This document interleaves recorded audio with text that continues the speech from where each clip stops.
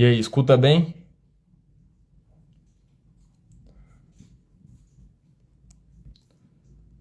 Boa noite, boa noite.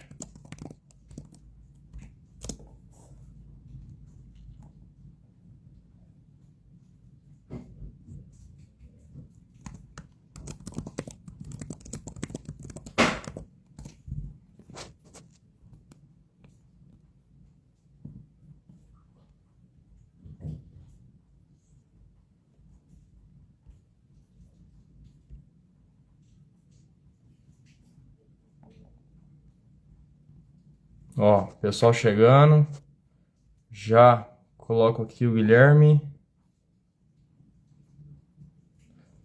Felipe já tá na live.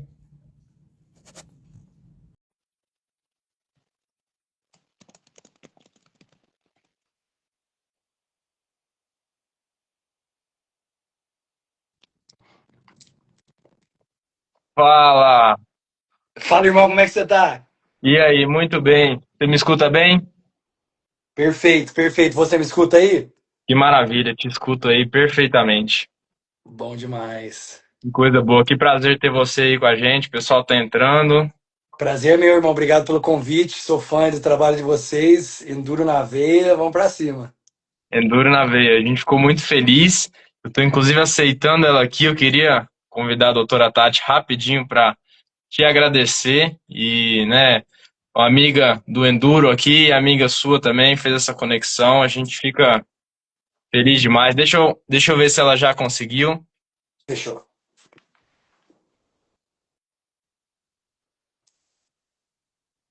Só queria apresentar essa grande live. Foi uma ideia que veio da Tati. Foi muito bacana, assim, receber essa ideia.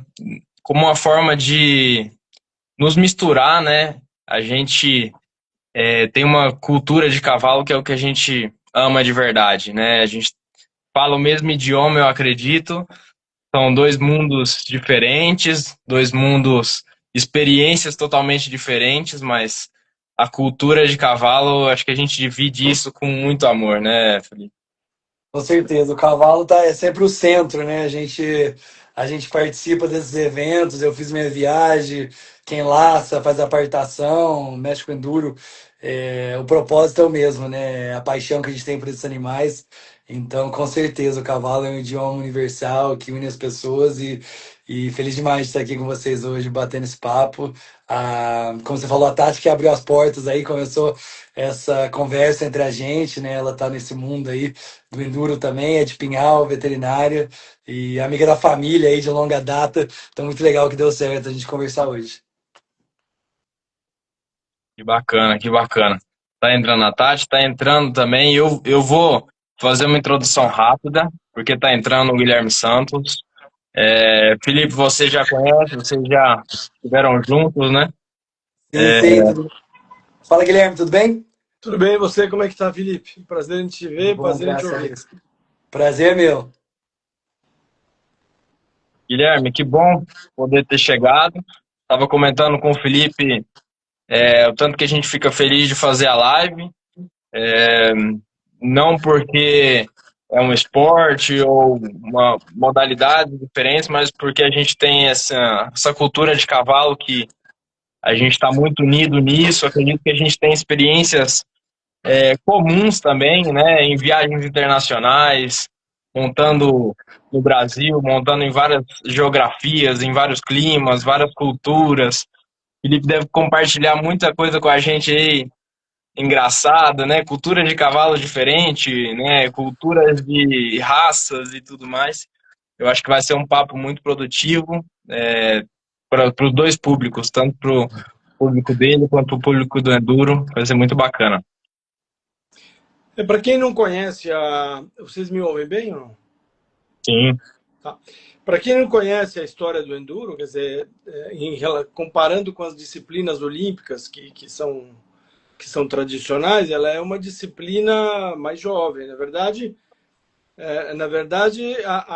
o exercício do cavalo, que é parecido com o enduro equestre atual, era feito por era feito pelos exércitos na Europa que precisavam treinar os cavalos para poder prepará-los para o campo de batalha, não é? Mas o enduro como disciplina ele é muito jovem. Mas isso tudo nasceu a partir do momento que o cavalo deixou de ser utilizado como instrumento de guerra por pessoas que gostavam de andar a cavalo mesmo, né? E hoje o país de referência no mundo é a França. E por que razão? Porque é um país onde existe muita cavalgada, e onde as pessoas realmente existe essa cultura de andar a cavalo através do país. Existem 15 mil quilômetros de trilhas no país, que você com um mapa que você compra na banca de jornal, você consegue identificar e sozinho você consegue passar, você consegue andar pelo país todo a cavalo. E a paixão dessas pessoas por andar a cavalo é que foi aos poucos as primeiras provas lá no passado eram provas que atravessavam o país, e pouco a pouco isso foi ganhando esse perfil mais esportivo. Mas a origem é de cavaleiro que atravessava e que fazia distâncias importantes, não tanto quanto o Felipe fez, mas dentro do país, na verdade, né? As pessoas conheciam o país a cavalo, e isso foi criando uma cultura, e apareceu esse esporte. E foi o quê? Foi em 1988 que o primeiro regulamento veterinário foi feito pela Federação Equestre Internacional, que viu o crescimento do esporte e falou: vamos tomar conta disso, porque se é o esporte, existe risco, se existe risco, a gente precisa cuidar da imagem e da saúde do cavalo. E aí eles iniciaram, foi o Dr. Jean-Luc Chambosse, um francês, que fez o primeiro regulamento veterinário, e de lá para cá isso não para de mudar, de se atualizar, né? Inclusive, eu achei que eu ia atrasar um pouco mais, porque eu fiquei sabendo que há 2 dias atrás uma nova droga foi incluída na lista de substâncias proibidas. É uma droga que a gente usa no Brasil com uma certa frequência, que é o Emisol, porque nós somos um país tropical, então a gente tem os problemas ligados aí ao carrapato e à nutaliose, enfim, tudo mais. Eu estava aí preocupado, estudando essa tarde toda como é que a gente vai enfrentar essa história. Mas, enfim, o importante é que a FEI assumiu, e isso tudo virou um esporte, e as regras apareceram, e que os cavalos fazem hoje é algo de inimaginável, como é inimaginável alguém que atravessa a América do Norte ao Sul como você atravessou, né? A gente que vive no cavalo, a gente descobre coisa no dia a dia, não só na resistência, mas na velocidade. E o convívio, não só você que atravessou a América a cavalo, mas que, portanto, teve um contato e uma resposta no relacionamento com o cavalo que só você pode conhecer isso. E o endurista, de uma certa forma, ele trabalha também no limite, em tempos mais curtos, em distâncias mais curtas, mas em velocidades onde o cavalo se expressa e diz o que sente, o que pensa, o que pode. E isso faz com que a gente se apaixone por esse animal, né? E ele não para de ensinar para a gente todo dia o que ele é, as qualidades que ele tem, e como ele pode ensinar a gente a viver, né? E ser melhor ser humano até. E quando a gente encontra pessoas que fazem esportes diferentes, as conversas são sempre muito ricas. Muito ricas. Você sabe que eu, durante um momento da minha vida, não estou aqui para falar, quem vai falar é o Felipe, mas só para acrescentar esse detalhe, porque eu acho interessante, eu fui treinador de cavalo de corrida durante alguns anos e me preparei muito sério para isso, nos Estados Unidos, na Inglaterra e na França. E quando eu estava em dúvida se eu ia aceitar ou não ia aceitar esse novo desafio na minha vida, eu trabalhando com uma treinadora muito, muito importante, uma família legendária no mundo do cavalo de corrida, a família Red, inglesa, que se instalou na França e tal. E curioso que eu fui trabalhar com ela, ela tinha mais curiosidade de conhecer o que a gente fazia no enduro do que eu tinha de conhecer o mundo das corridas, e era eu que estava me introduzindo nesse mundo, né? Até um dia que ela falou: Guilherme, você está pronto, porque o que você faz, o que eu faço, o que você pensa e o que a gente pensa é a mesma coisa. E eu tenho certeza de que essa conversa, ela chega sempre nesse ponto, onde existe uma congruência de pontos de vistas e de conclusões e de postura em relação ao cavalo, né? Mas muito bacana. E o Diogo é um menino muito entusiasmado e faz parte da equipe do Brasil. Agora está numa transição de júnior para adulto, que é uma fralda difícil de tirar, mas tira e avança. E a gente conta aí com a experiência dele, com essa paixão que ele tem pelos cavalos e pelo esporte, vontade de fazer bem feito. E a prova disso é a participação dele nessa conversa e o quanto ele se dedicou para organizar isso aí. Parabéns para o Diogo. E vamos ouvir o Felipe, porque você é o artista, você precisa contar para as pessoas a tua vida, que eu conheço, a gente esteve junto já um dia no Ópice, né, em Andradas. Realmente muito bacana, muito bonito o que você faz. E acho que as pessoas têm vontade de saber como é que se prepara um cavalo para fazer uma viagem tão longa. E a gente, quando faz os esportes oficiais, equestres, a gente conhece os percursos, a gente conhece a dificuldade. Quando você sai de um ponto para outro, por mais que você tenha estudado, você vai viver coisas inimagináveis, né? E a preparação para isso deve ser algo realmente bacana e gostosa de ouvir.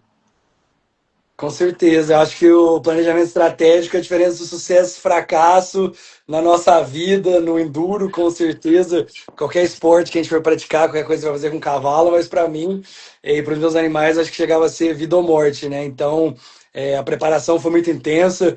Eu nunca tinha viajado a cavalo antes, eu laçava bezerro nos rodeios. Então essa foi uma parte aí que eu sempre falo que foi o meu primeiro X, assim, a primeira grande dificuldade foi aprender como viajar a cavalo de uma maneira segura, né? Sempre olhando o bem-estar dos animais em primeira mão. Então eu conversei com cavaleiros de longa distância do mundo inteiro. Eu fiquei 2 anos dentro do meu quarto de guerra. Você não tem que reinventar a roda, né? Você acha quem fez bem e você fala com essas pessoas, e foi isso que eu fiz. Bernice Andy, uma americana. Teve o Gunter, que é um alemão que viajou às Américas, o Pedroca, o Pedro Luiz de Aguiar, do Manga Larga no Brasil, que fez uma viagem aí maravilhosa nos anos 90 com o irmão dele, o Buffalo Bill brasileiro, né, no lombo dos Manga Largas. Depois fez outra agora, também com 80 e poucos anos, mostrando aí a força que esse homem tem. Tiro muito chapéu para ele. E essas pessoas que me ajudaram, né, a descobrir que tipo de bacheiro que eu tinha que usar, que tipo de sela, quantos quilômetros que eu poderia andar por dia, me ensinaram a levar óleo de cozinha, caso não tivesse água para os cavalos, para tentar prevenir uma cólica, dar goela abaixo para todo mundo. Enfim, foram várias lições aí que eu aprendi. E para responder sua pergunta, para preparar os cavalos, a primeira coisa que eu tive que fazer foi trabalhar no condicionamento deles, né? Eu andava 30 quilômetros por dia em média, então a gente ficou trabalhando. No primeiro dia a gente andava 2 quilômetros, no segundo 3, até eles chegarem, né, no esporte físico, de estar bem em andar aqueles 30 quilômetros por dia que a gente ia fazer durante a viagem. A outra parte foi acostumar os cavalos com o cargueiro, que não é normal para os animais hoje em dia, né? Você carregar as bruacas, ele chacoalhar, escutar o barulho dentro das caixas. Então, foi um trabalho importante também, né? Mostrar, ensinar para eles como que era carregar o cargueiro. Também foi muito importante os cavalos se sentir confortável, né? Um seguindo o outro. O que está sendo seguido às vezes não gosta de ter um cavalo atrás, o que está seguindo não quer seguir. Então, ter essa sinergia entre os dois cavalos, que eu comecei com 2, acabei ganhando um terceiro depois, mas ter essa sinergia entre os animais, né? Todo mundo está caminhando bem ali junto. E a última parte é introduzir tudo para aquele animal, porque como você falou, eu não sabia o que ia estar no meu percurso e eu cruzei cidade, ponte, caminhão, lambendo a gente a 120 km por hora. E vocês sabem melhor que eu que o cavalo, ele é uma bolsinha plástica voando aqui e é todo mundo refugando para a pista, né? Então, você introduzir o máximo de coisas possíveis, né, para esses animais, para não ter um acidente quando você realmente começar a andar aí, atravessando todo tipo de percurso que você puder imaginar. Quando você se decidiu e depois de ter contactado todas essas pessoas que já tinham mais experiência que você deve ter chegado num momento que você deve ter imaginado um perfil de cavalo ideal para aquilo que você fosse fazer. O que era um perfil de cavalo ideal antes do treinamento ou mesmo depois do treinamento com o cavalo terminado? Então, é uma pergunta que eu recebo muito, né? O pessoal me pergunta de raça, qual que é a raça melhor para fazer o que eu fiz. Eu acabei montando Cor Milha, Mustang e dois crioulos na Argentina. Então, eu tive a experiência aí de montar várias raças e conhecer outros durante o caminho, mas essas três raças eu realmente levei pro pau, como a gente fala, né? Andei mais de, sei lá, o mínimo que eu andei foi, acho que os crioulos, que foi a Argentina de Buenos Aires a Ushuaia, que deu mais de quase um ano aí andando. É, a raça não, para mim, não faz a diferença. Eu acho que o mais importante é você montar um cavalo que tem de 5 anos, 6 até 16 no máximo. Acho que é uma idade boa, né? Você quer que seja um cavalo que já está desenvolvido, né? A musculatura, os ossos dele, a cabeça também. Então, você quer pegar um cavalo mais de 5 anos ali, 5, 6 anos. É legal e nada mais de 16, porque como a gente sabe, depois dos 16 ali, o cavalo ele já é um cavalo mais idoso, né? Começa a perder um pouco de musculatura.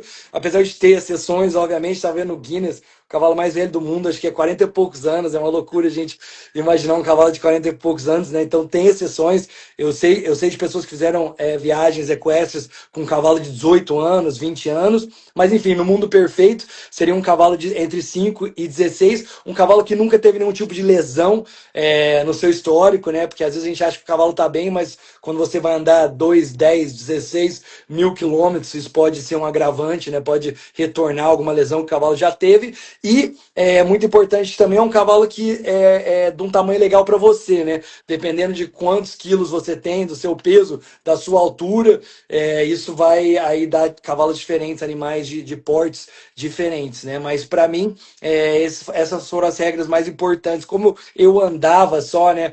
Quando a gente fala do enduro, a gente fala muito do cavalo árabe, né? Obviamente, cavalo rápido, cavalo resistente. Eu estava sempre no passo.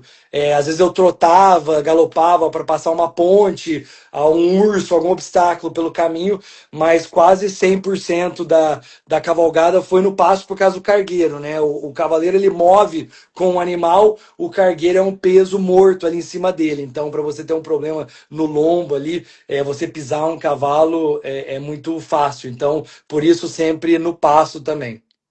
Entendi, entendi. O curioso, porque 5 anos eu acho um cavalo jovem, né? Eu não digo nem Exato, por isso que eu fisicamente, falei mas mais de 5 anos. O cavalo com 5 anos já está desenvolvido a musculatura e os ossos dele, né? Então antes disso é o perigo, mas 5 anos ou mais é seguro. é, é porque você vê, antigamente, com a evolução do regulamento do enduro, é evidente que um ponto importante foi a exigência da formação do cavalo jovem, né, que eles chamam, né, que é o regulamento de novice, né, que são cavalos. E aos 5 anos de idade, os cavalos realmente hoje eles não podem fazer nada mais do que 40 quilômetros ou até 60 quilômetros, né? Exato, por isso tem E, essa regra, né? Para esperar antes de não, 5 não, não pode, exatamente, né? exatamente, porque o que a gente vê, o que o esporte foi mostrando, é que aos 6 anos de idade, isso foi uma coisa que se via, assim, se via claramente. Quando não existiam essas regras, a gente via cavalo de 6 anos de idade correndo provas de 120 quilômetros e tudo mais. Mas a questão foi que, com a organização desses resultados e análise desses resultados, via-se que o cavalo era capaz de produzir velocidade e distância aos 6 anos de idade, portanto, ele tinha dificuldade de manter aquela, enfim, de continuar a carreira esportiva e de prolongar aquela carreira esportiva por muito tempo, né? O E problema é a depois, mais tarde, sustentabilidade desses animais, né? Você vê muito dentro do quarto de milha, que é o mais o meu mundo. A gente, com 2 anos, o cavalo já está no ponto futuro, correndo, e esses cavalos acabam não chegando, a maioria deles, né, à competição com uma idade mais avançada, né? Então, por isso que eu acho que é muito importante a gente segurar, né, esses cavalos um pouco mais, como vocês fazem no enduro, acho muito legal isso. No hipismo também, né? É muito importante isso. Você vê os cavalos sendo domados mais tarde, você vê os cavalos sendo introduzidos para a prova mais tarde. É muito, muito legal isso, muito importante, né? é o que eu acho que acontece, né? Quer dizer, determinados esportes, eles são específicos para uma raça de cavalo, né? Como a corrida, como, enfim. E algumas raças são mais precoces que as outras mesmo, né? E até recentemente um estudo foi feito de que cavalos que aos 7 anos de idade desempenhavam velocidades mais importantes, mesmo ganhando competições, muitas vezes eles não tinham uma temporada de 8 anos saudável. Olha que interessante. Eles não reapareciam aos 8 anos Existiu, inclusive, um campeonato do mundo que foi criado para cavalos de 7 anos que desapareceu. Por quê? Ah, Porque é sempre uma vitrine comercial e, enfim, e acaba expondo os cavalos a risco. E muitas vezes esses cavalos depois desapareciam do circuito, né? Então hoje nem existe mais um cavalo. Talvez a questão do cavalo árabe não ter essa precocidade ou essa rusticidade que você precisa para fazer o teu trabalho, não é? não, eu acredito que o árabe tem a rusticidade para fazer o que eu fiz, com certeza. O que acabou acontecendo é que eu sou do mundo cord de milha, então os cavalos foram doados, né, antes da minha viagem, e era o meu círculo de contatos ali que eu tinha, vamos falar assim, da onde eu comecei a procurar o patrocínio e ajuda e veio. Mas eu conheço pessoas que fizeram cavalgadas de longa distância, como a minha, no lombo de cavalos árabe, e os cavalos foram muito bem. Ah, eu nem quis desqualificar a raça pro que você fez. Eu digo em relação à idade jovem, isso que eu quis dizer, entendeu? Ah, ok. Porque são cavalos que olham muito, são cavalos de pele mais delicada, quando mais Claro. jovem, né? E aquele cavalo que vai ter, porque quanto tempo você cavalgava por dia e como é que você fazia como é que você fazia a substituição, como é que eu vou dizer, qual é o termo que eu tenho que usar? Como é que você é, como é que você escalava os seus cavalos durante a semana, por exemplo? Se existia, bom, provavelmente existia um programa, mas como é que você trocava, com que frequência você trocava os cavalos? Interessante saber isso. Eu andava 8 a 10 horas por dia, né? Como eu falei, 30 quilômetros, não passava disso. 30 quilômetros realmente, com todas as pessoas que já fizeram cavalgada de longa distância, vários estudos que foram feitos. É uma quilometragem boa, não só para o animal, mas para o cavaleiro também, né? Então a gente fazia esses 30 quilômetros em 8 a 10 horas e dependia dos animais. Tudo era os animais que ditavam o ritmo. Andava 2 dias, parava 3, anda 4, para 5. Tudo os animais, não era, cheguei numa praia bonita, vou ficar parado aqui um mês. Se os cavalos estão bem, você anda. E a mesma coisa alternando os cavalos, né? Todo mundo andava junto, eu não tinha carro de apoio, então eu montava um cavalo, o segundo vinha atrás com o cargueiro. No sul dos Estados Unidos eu ganhei o Mustang, o Dude, aí eu tinha três, aí sim eu ia alternando. Um cavalo não andava com nada no lombo durante o dia, né? Um dos três. Um eu ia montado, o outro ia cargueiro, o outro ia sem nada. E isso ajudou muito, porque o que eu comecei a perceber é que o caminhar para o animal, para o cavalo, é muito natural, né? Ele sempre caminhou atrás de água, comida, 40 quilômetros, 50 quilômetros por dia. A parte mais difícil da viagem é a sela ou o cargueiro no lombo do animal. Você ficar 8 a 10 horas ali com aquela sela ou o cargueiro em cima do lombo, é bem provável que em algum momento você vai ter uma lesão no lombo daquele animal, você vai começar a tirar um pouco do pelo atrás, né, da sela roçar de um lado para o outro.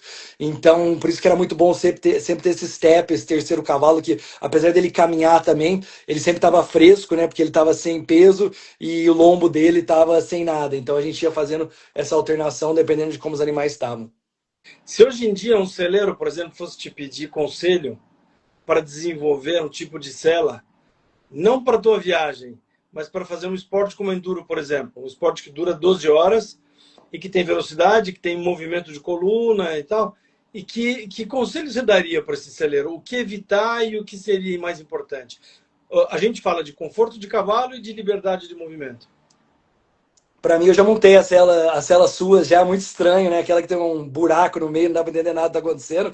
Mas é obviamente o que a cela sua é feita, né? Ser o mais leve possível no lombo do animal. Eu acho que ela é importante também para o cavaleiro. Ela te deixa bem parado em cima dela, né? Ela distribui bem o peso do cavaleiro também. Na minha viagem, eu fiz uma cela junto com o celeiro, o baixinho chama Pro Horse, a empresa dele, de Presidente Prudente. A gente pegou uma armação de uma cela de tambor, que é parecido com as suas, é bem leve, e a gente pôs uma cela de rédeas.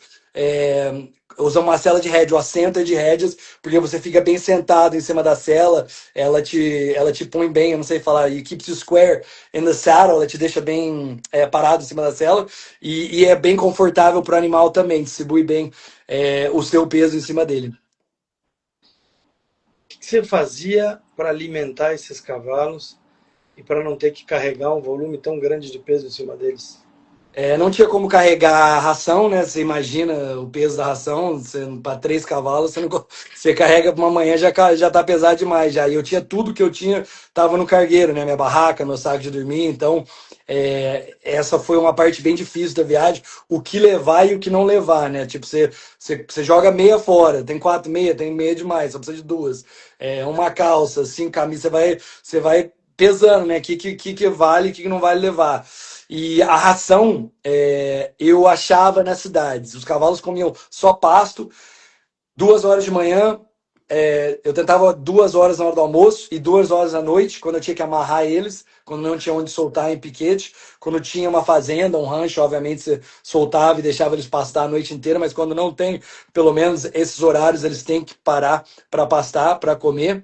Quando eu via que os cavalos estavam pensando em começar a perder peso, aí eu parava, ficava umas semanas numa cidade, comprava alfafa, comprava ração, metia vitamina B12 na veia e já chama um veterinário, dá uma olhada, porque você não pode deixar o problema, como vocês sabem, no enduro também, imagina, você tem que ver o problema antes dele acontecer, né? Você tem que começar a escutar o seu animal, começar a ver o primeiro sinal de abaixar a cabeça, de respiração forte, de batimento cardíaco elevado, você já, né, pô, parou, vamos dar um jeito aqui, vamos andar, vamos jogar água nele, vamos. Então, para mim, isso era muito importante, né? Você escutar os animais, aprender a escutar os animais, os sinais deles e começar a ver, né? Se um cavalo começa a perder peso, você faz o teste no pescoço, né? Para ver se demora muito para voltar, para ver se ele precisa de água, né? Se ele precisa por uma. A palavra saiu da minha cabeça aqui. Quando você põe na veia, como é que chama? O soro? Soro. Tentava carregar soro comigo também na viagem. Então, isso tudo foi muito importante. E você fazia, na maior parte do tempo, a parte veterinária, né? Você comentou de veterinário um pouco, mas Sim, grande parte sim. da viagem era você e os cavalos, né? Eu e Deus, né? Uma das coisas que eu aprendi muito cedo, falando com esses cavaleiros de longa distância, é que, tipo, se você não tiver pronto para ferrar seu cavalo, para pegar uma veia, para dar um medicamento, para fazer primeiros socorros, sabe, cuidar de uma cólica, um anti-inflamatório, não sai. Fique em casa, porque o animal é a sua responsabilidade. Eu passava 5, 10 dias sem ver o ser humano, não tem sinal de telefone, não tem ferreiro, não tem veterinário, não tem nada. Então, tudo isso é muito importante você saber, porque o animal está na sua mão, né? A saúde dele, o bem-estar dele está literalmente ligado a você, né? Existe hoje um tema que está em discussão na FEI, na Federação Equestre Internacional, da permissão de utilização da hidratação dos cavalos antes e depois da competição, o volume e tudo mais. Ok. É evidente que existem defensores disso e existem pessoas que hoje contestam um pouco o excesso de uso de hidratação. Você falou que às vezes você fazia soro no cavalo e tal. Me fala quando que você chegava à conclusão de que era necessário, o que você fazia e que volume você dava. Para mim, soro nunca é demais, tá? No que eu fiz, eu cruzando Guatemala, Honduras, Nicarágua, México, a gente está debaixo do Equador ali, 45 graus, na sombra, os cavalos suando, comendo feno às 5 horas da manhã, antes do sol nascer. Então, o soro foi muito importante para mim nessas regiões. Em termos de quanto soro que eu dava, dependia do momento, do cavalo, de como que ele estava. Tem o teste muito fácil, que é você pegar, chegar no pescoço do cavalo, torcer ali aquela, não sei como é que se fala, a carne, Prega de né? pele. A prega de E aí pele.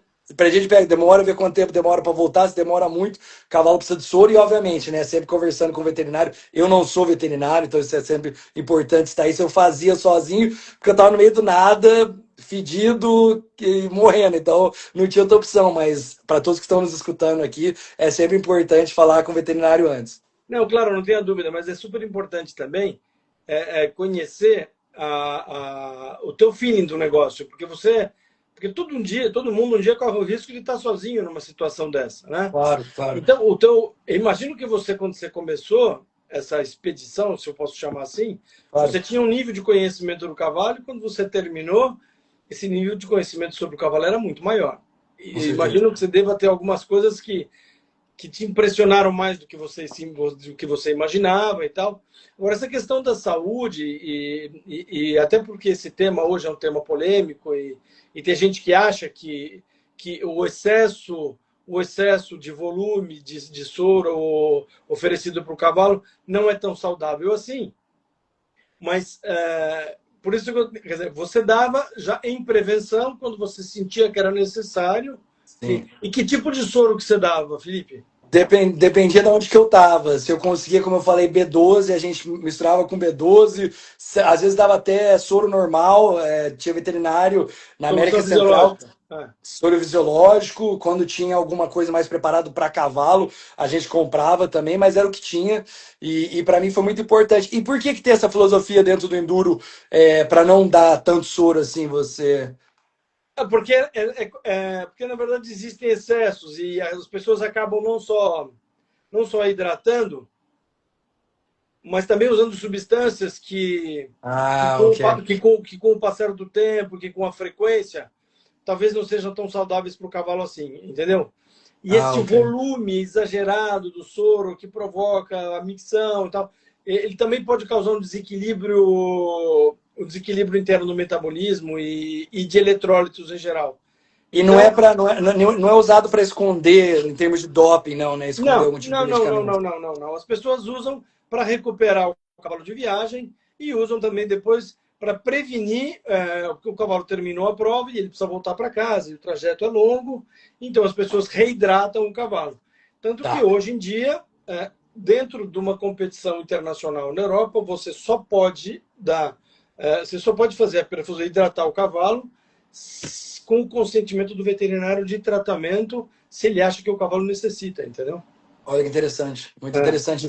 Eu perguntei porque esse dia eu estava escutando um podcast, eu não sabia, mas antes eles podiam usar é, aquelas drogas para ficar mais forte no UFC. Esqueci o nome lá, anabolizante, acho que fala. E Isso. muitos dos lutadores usavam soro antes para lavar parece que o sangue. Quando você tem bastante soro, você não consegue pegar esse tipo de anabolizantes. Então, por isso que eu perguntei do Não, cavalo. mas existe na FEI uma lista, um Detecton Times que chama, e todas as drogas que são proibidas ou que são banidas, eles têm o seu tempo exato de, a sua meia-vida no organismo, que são o tempo Ok. de metabolização e de desaparecimento do organismo.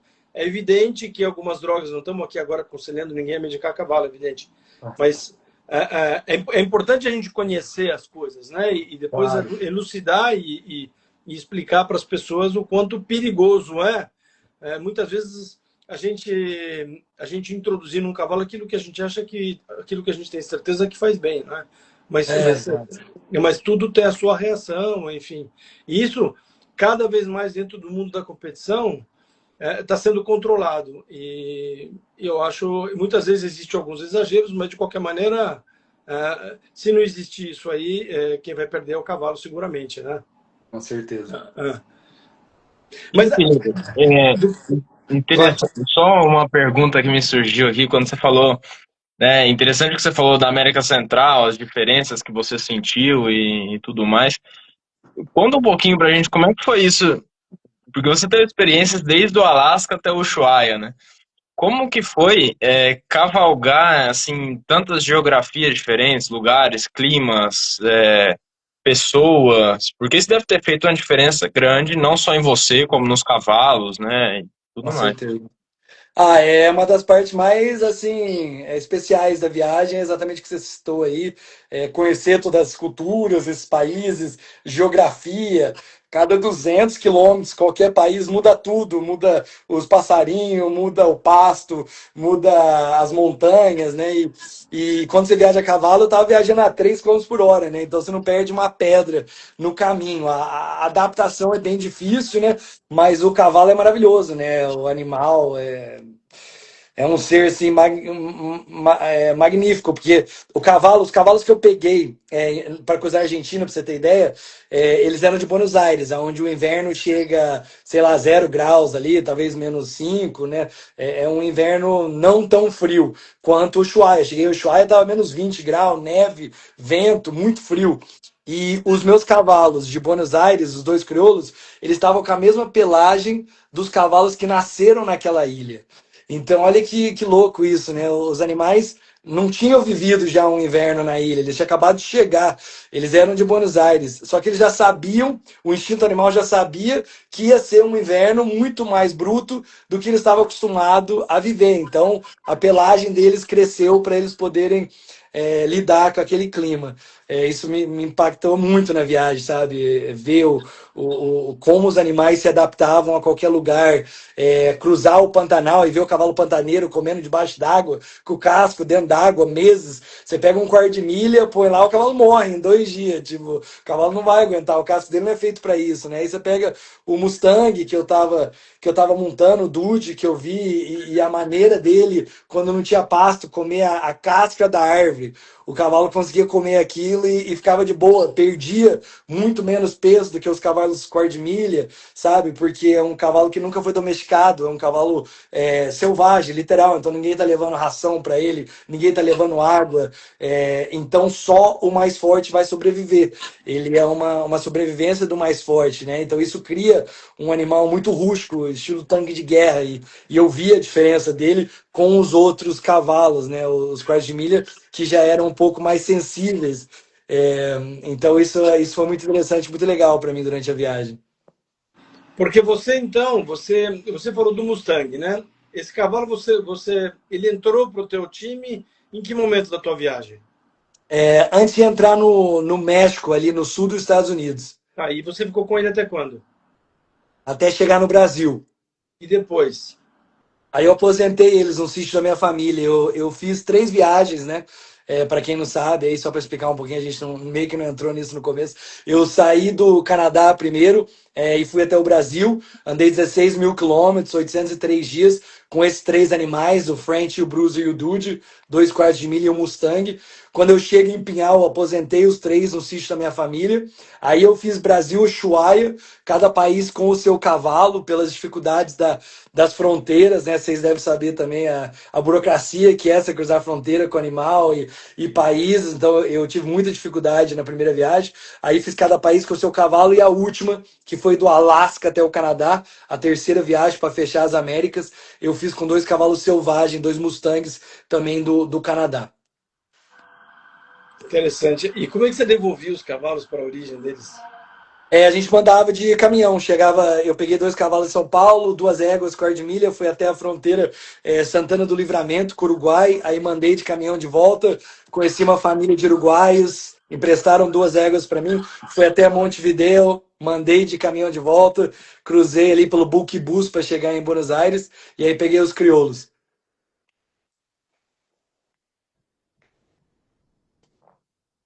Eu não estou escutando. Guilherme, seu áudio falhou.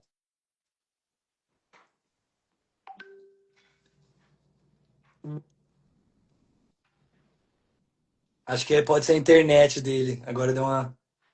Pode ser a internet. Mas é, continua nessa terceira viagem, você foi trocando de animais, né? E aí você sentiu muita diferença nesses animais, porque você teve que se adaptar um pouco mais rápido, né? Enquanto nas outras viagens você já estava vindo de vários e vários quilômetros com o mesmo animal e tudo mais, ali não, né? Você, claro que uma É. distância é grande, mas trocou bem mais, né? Não, com certeza. Você sabe como é que é, né? Você pegar ali a sintonia com o cavalo, né? Não é da noite pro dia. Às vezes tem cavalo que demora mais, tem cavalo que demora menos, mas é um baile ali, né? Você não vai sair pra dançar com alguém no primeiro dia e já achar que vai dançar bem, né? E cavalo é igual, né? Até um entender o outro, você sabe? Pô, ele não gosta que não mexe na boca dele, é menos nas pernas, o outro é mais.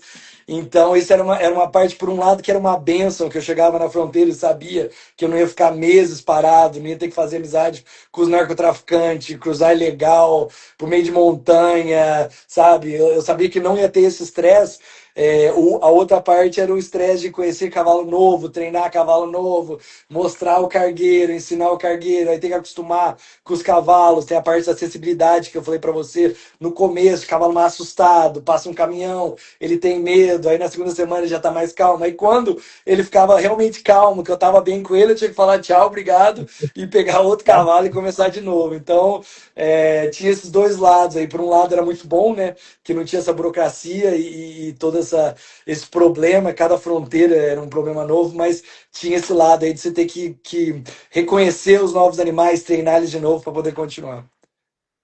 Esse lado é diferente.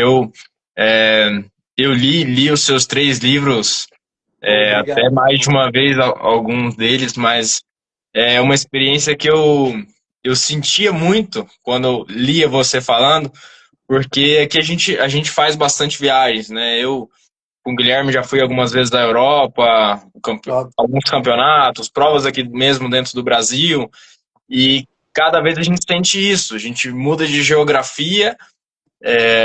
Muitas vezes ali a gente pega um cavalo novo que a gente nunca montou, e É. aí você tem que começar tudo de novo, né? Agora se conecta e se vira, porque você vai sair para uma jornada. No nosso caso, uma jornada de um dia.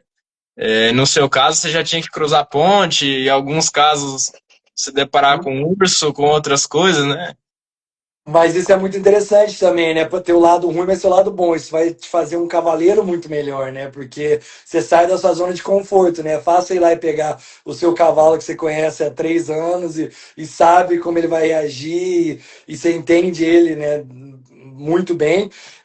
E você pegar um cavalo que nem você falou, que você vai para Europa correr e você nunca viu o cavalo, talvez você tenha um dia, dois para conhecer o cavalo, talvez você não tenha, tem que montar e fazer a corrida acontecer e dar o seu melhor e o melhor do animal, então isso vai te fazer um cavaleiro muito melhor, com certeza. Eu acho que quando a gente sai da nossa zona de conforto, que a gente aprende as maiores lições da nossa vida. Então, parabéns para você aí para fazer isso, que não é fácil, não é Com nada fácil, certeza. mas vai te fazer um cavaleiro muito melhor. Ainda mais quando de lá tá um francês que não fala um pingo de inglês, Vai ajudar e eu ainda. também um pingo de francês, mas a nossa linguagem é uma só, é o cavalo que eu falei no começo e a gente se entende. Mas Amém. dentro desses países todos que você visitou, teve um principal, assim, um queridinho que ficou na sua história, seja por mais aventura ou porque você gostou mesmo da cultura do lugar? Cara, o México foi muito especial para mim, assim. O México, as pessoas elas amam os cavalos e elas têm uma cultura de cavalgada muito grande. Então, todo lugar que eu ia era festa. Tinha dia que 7 pessoas andavam comigo, no outro dia era 15. Teve um dia que 1.000 pessoas arriaram seus cavalos, 1.000 cavalos, 1.000 cavaleiros e andaram o dia inteiro comigo. Tipo, uma coisa que é inesquecível, cara, sabe? Você vê aquela cena e conhecer as pessoas e a solidariedade. O Brasil, obviamente, é o meu país, então foi maravilhoso também. Só festa, muito carinho, todos os lugares que eu passei. Mas em termos de país, assim, dos que eu cruzei, que não foi o meu, o México foi um país muito especial, que se passar mais 100 anos de eu estar vivo ainda, não vai passar uma semana que eu não paro ali por alguns minutos e penso de alguém, alguma família, algum momento do México, porque foi muito especial. Que bacana, que bacana. O Guilherme tá tentando entrar de volta aqui, mas a gente vai seguindo. Eu quero abrir para o pessoal também que está acompanhando, porque eu tenho mil dúvidas, acho que eu consigo ficar aqui até amanhã. Mas eu quero que o pessoal, quem quiser perguntar alguma coisa enquanto o Guilherme não está aí, e a gente vai compartilhando aqui. Boa, boa. Mas ó, no começo você falou do cavalo árabe com o Guilherme ali, eu não falei nada, mas eu ia falar, se fosse elogiando assim, a gente lança o desafio de viagem com cavalo árabe. Top, gostei, gostei. Vou fazer uma viagem pro Brasil. Eu acho que a gente já lança esse novo desafio aí. Não, o cavalo árabe foi feito para fazer viagens a cavalo, né? A base dele era viajar a cavalo e por lugares muito difíceis, né? Seco, calor, areia e o pau tora, né? Então, Pô, o árabe esquece, vai na metade do tempo e acho que o cavalo chega como se não tivesse nem saído de casa, né? Ainda mais se é acostumado a fazer cento e poucos quilômetros em poucas horas ali no galope. Imagina caminhando, andando. Nossa, ia É. ser muito legal. A gente vai querer umas dicas para acostumar com caminhão, com essas coisas que Aí, filho, eu só reza brava, aí não tem pra é, acostumar. É Deus e Nossa essa Senhora por parte, cima. essa parte é da reza brava. Eu vou falar que eu ficava nervoso quando você ia atravessar as pontes no Nossa. lendo livro, né? Você tá louco, irmão. Eu tô vivo por Deus. A pior parte, assim, da viagem é as rodovias. É impossível você andar 25 mil quilômetros por trilha, por estrada pequena hoje em dia, né? Então eu tive que, infelizmente, em alguns momentos acompanhar rodovias e tudo mais. E, nossa, o povo não sabe mais que é cavalo, né? Então eles passam 500 por hora lambendo você e não é nada legal. Nossa. Ai, dava um calafrio lá em cima, não dava? Nu, você tá louco, passa nem Wi-Fi. O, o Felipe, e conta pro pessoal também. Ah, a Tati comentou aqui, te agradecendo muito por essa live. Obrigado a ela. E também que não pôde acompanhar, estava com o Henrique Bebê. Sei que o Henrique é um grande fã seu. E eu dele, Henrique é cavaleiro de verdade. Eu acho que pode ser uma promessa gigantesca aí para o enduro brasileiro também. Então, eu fico muito feliz de ver ele correndo e é um menino aí que tem muita vontade, né? Isso que eu acho legal. Tem tanta moleque hoje em dia que não quer fazer nada, né? Parece que não falta propósito, falta um X, sei lá, um empurrão, alguma coisa. E ele é diferente, né? É um menino que você não vê muito aí essa garra, essa vontade e a paixão que ele tem pelo cavalo. Tenho certeza aí, quando ele tiver com a sua idade, ele vai estar seguindo seus passos aí, com certeza. É verdade, é verdade. Eu tenho acompanhado um pouquinho mais agora ele durante esse ano e tem tudo para ser, porque seja no enduro, em qualquer outro esporte, essa garra é o principal, né? Com E, certeza. e cavalo não adianta. O cavalo antes da gente pensar em estar nervoso, ansioso ou com medo, ele já sabe. Então, é, Pior. não tem como enganar isso. E a Daniele trouxe uma dúvida aqui. Ela perguntou: Felipe, como você transforma experiências com animais em mensagens que inspiram tantas pessoas?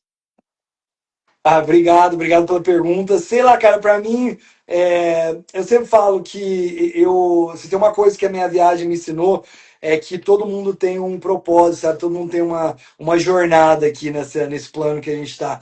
E essa foi a minha, velho. Não sei por quê, tudo que eu fiz na minha vida foi me levando para aquele lugar e eu segui no meu instinto e eu fiz o que eu fiz. Eu cruzei as Américas a cavalo e só que hoje eu olho para trás e no momento que eu fiz aquela primeira que eu saí do Canadá, que eu tava indo pro Brasil, que eu tava planejando, eu acreditava que aquele era o meu propósito, sabe? Eu falava, pô, eu vim para fazer isso, eu não sei por quê. Muitas vezes eu tava no meio da viagem falando, cara, o que eu tô fazendo aqui, velho? Meus amigos no bar, sábado à noite, bebendo, beijando mulher, e eu no meio do Wyoming, lá dessa fogueira aqui, cavalo fugindo, eu no meio do nada, fedido, com fome e com medo, e eu não conseguia entender. Só que eu sabia que aquilo era meu propósito, eu não sabia por quê.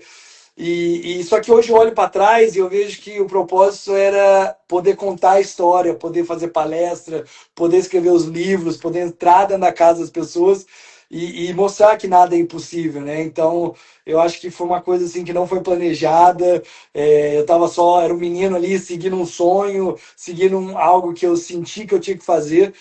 Mas hoje eu sou muito grato ao fato que eu tive a coragem, né, de pôr aquele medo de lado, de pôr tudo aquelas coisas que passam pela nossa cabeça, né? E se acontecer isso, se acontecer aquilo, mas não tem um cavalo, não tem dinheiro, não, vamos dar um jeito.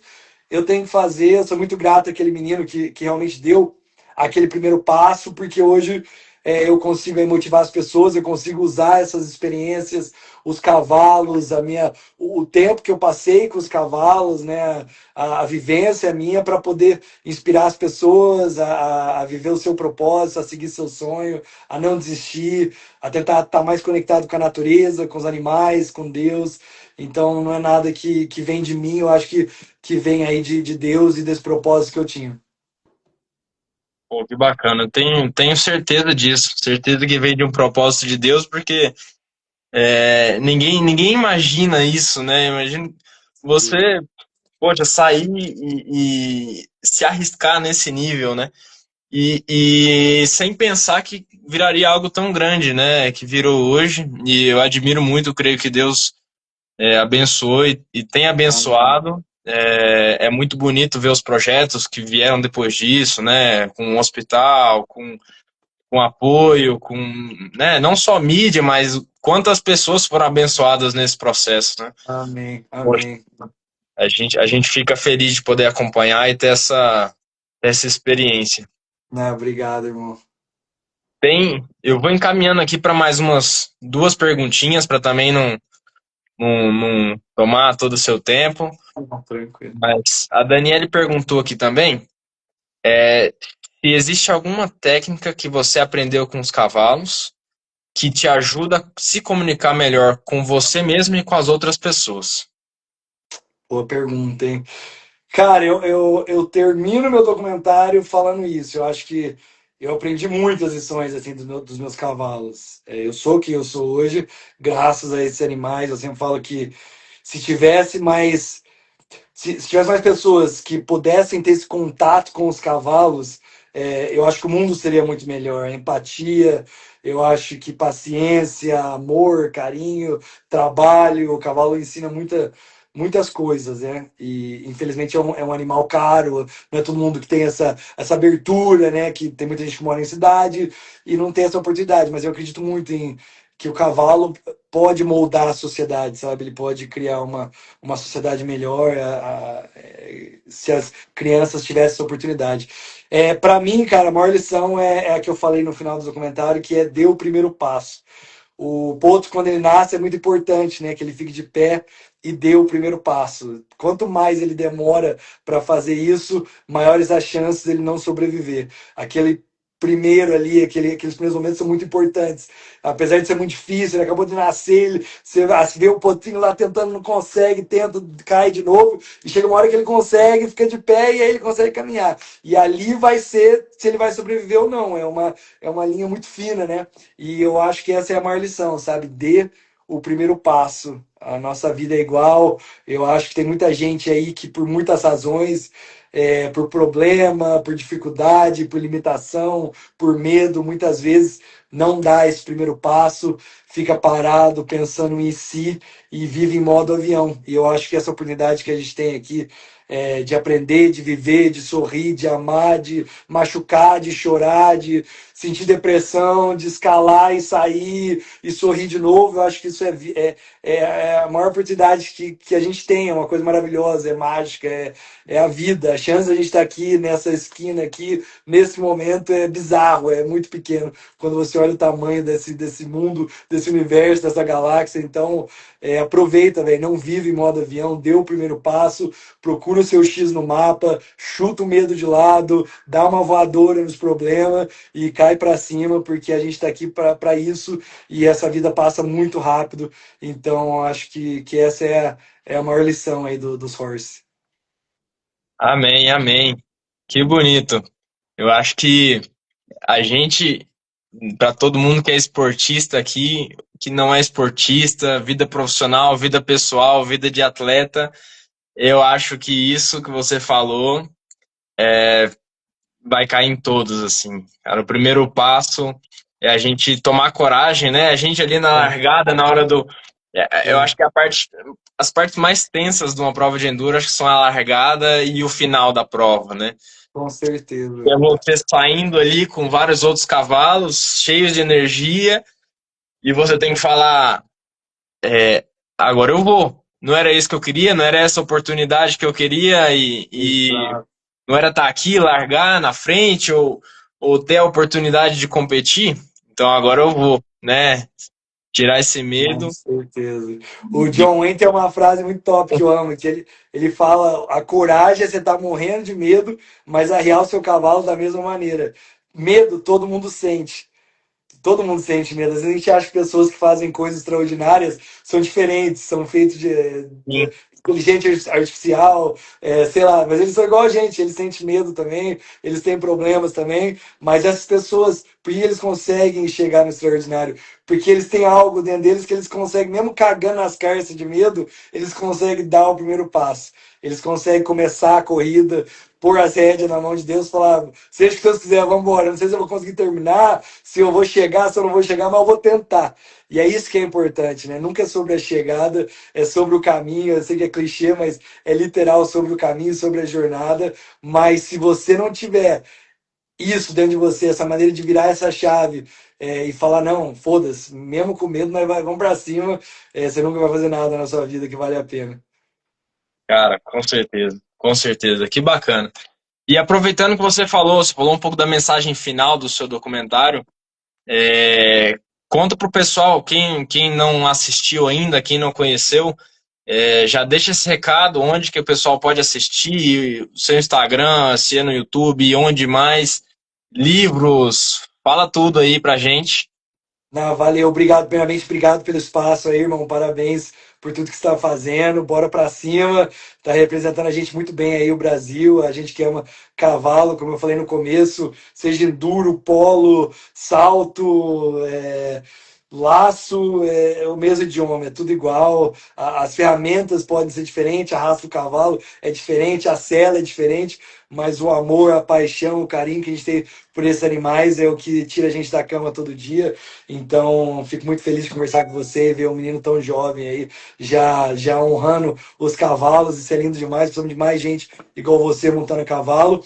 E, cara, os livros são 3 livros. As pessoas podem. O link tá na minha bio do Instagram aqui, depois da live, dá uma olhada lá no meu Instagram. Mas você consegue comprar pela Amazon, Mercado Livre. O primeiro chama Cavaleiro das Américas. O segundo chama Cavaleiro das Américas Rumo ao Fim do Mundo. E o terceiro, Cavaleiro das Américas, A Última Cavalgada. E o Doc, que está aqui atrás, chama The Long Rider em inglês, Cavaleiro das Américas em português. Esse documentário tem 1 hora e 36 minutos e ele relata as 3 viagens, 8 anos, 25 mil quilômetros do Alasca até Ushuaia, na Argentina. Ele foi lançado em 2022, Amazon Prime, rodou o mundo, cinema. A gente foi para muito festival e agora ele está no YouTube. Acabei de lançar ele no YouTube agora, em janeiro desse ano. Foi liberado aí, então você pode assistir ele grátis, do conforto da sua casa. O link também está na minha bio. Pô, sensacional.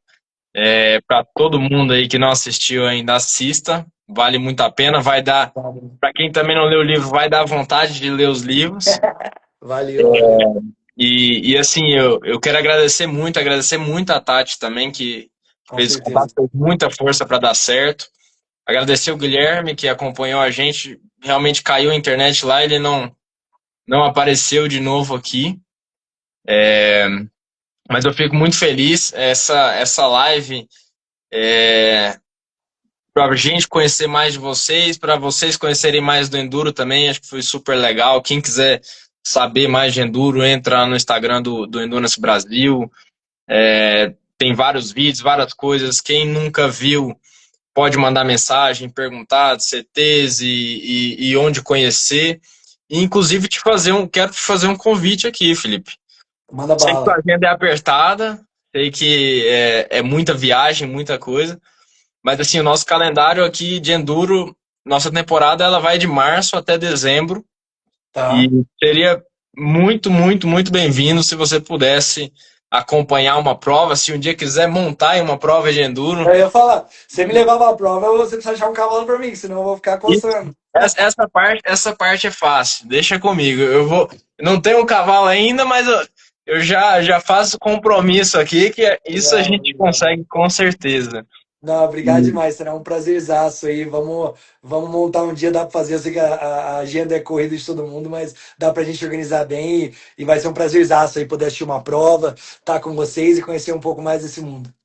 sem dúvidas. Atualiza a gente. Eu vou te mandar o calendário, viu? Vou te mandar o Manda calendário pra de mim. março a dezembro e, e vai ser um prazer. A gente sempre está mais perto, todo mundo aqui é apaixonado por cavalo e fica feliz de integrar, de conversar, de conhecer Eu, cara, assisto tudo que tem de polo, de corrida, de enduro, de viagem a cavalo. Então, assim, a gente realmente se apaixona pelo assunto, né?